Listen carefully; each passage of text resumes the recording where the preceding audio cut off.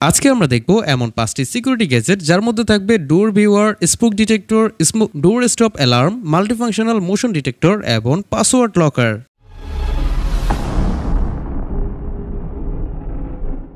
Password locker L128। বন্ধুরা, এটা হচ্ছে আপনার মূল্যবান জিনিসগুলোকে নিরাপদে রাখার জন্য ছোট্ট একটা ব্যাংক। এটিতে কয়েকটি পেন্সিল ব্যাটারি ইনস্টল করে দিয়ে পাসওয়ার্ডের মাধ্যমে আপনি এটিকে অপারেট করতে পারবেন। তবে যদি আবার কোনো কারণে পাসওয়ার্ড ভুলে যান তাহলে চাবির মাধ্যমেও খুলতে পারবেন এবং এটির দাম রয়েছে 19,000 টাকার আশেপাশে। তবে দারাজে এটার রিভিউ খুব একটা ভালো নেই। Multifunctional motion detector. বন্ধুরা, এটা খুবই দরকারি একটা জিনিস, বিশেষ করে যারা বাসাবাড়ি কিংবা দোকানপাটের নিরাপত্তা নিয়ে চিন্তার মধ্যে থাকেন। এটিতে আছে অ্যালার্ম এবং ওয়েলকাম মোড। অ্যালার্ম মোডে থাকা অবস্থায় এটির সামনে কোনো মুভমেন্ট হলে এটি অ্যালার্ম দেওয়া শুরু করবে, আবার ওয়েলকাম মোডে কেউ প্রবেশ করলে তাকে সালাম দিবে। এটার সাথে থাকা রিমোট দিয়ে এর যাবতীয় বিষয়াদি কন্ট্রোল করা যায়। 1000 টাকার আশেপাশে এটি পেয়ে যাবেন।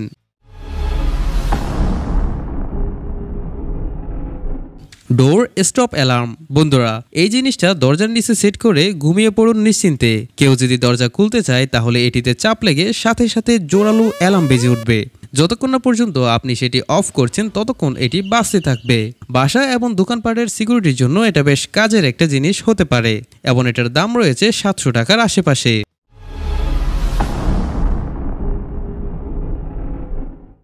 Smoke detector. বন্ধুরা, এই ডিভাইসটাকে কোনো জায়গায় সেট করার পর সেখানে যদি কোনো ধরনের ধোঁয়ার উপস্থিতি এটি টের পায় তাহলে এটি বিপ সাউন্ড দেওয়া শুরু করবে এবং ব্লুটুথের মাধ্যমে আপনার ফোনের সাথে যদি কানেক্ট থাকে তাহলে আপনার ফোনে SMS চলে আসবে, যার ফলে অনেক সময় অনাকাঙ্ক্ষিত অগ্নিকাণ্ড থেকে আপনি সুরক্ষিত থাকতে পারবেন। তবে এই ডিভাইসটার দাম অনেকটাই বেশি।